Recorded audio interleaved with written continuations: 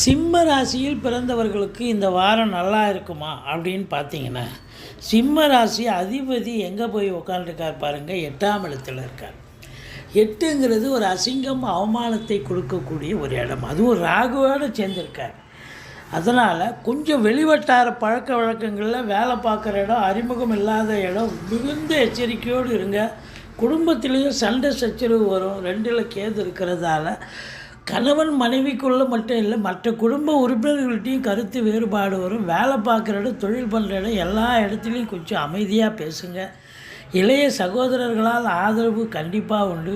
பூர்வீகத்திலிருந்து நல்ல தகவல் கண்டிப்பாக வரும். மற்றபடி தொழிலில் உத்தியோகத்தில் ஒரு திருப்பு முனை ஏற்படும்.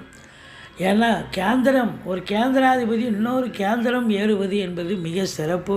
அப்போது கலைத்துறையில் பணியாற்றக்கூடியவர்கள், அரசியல் அரசாங்கத்தில் பணிபுரியவர்கள், தனியார்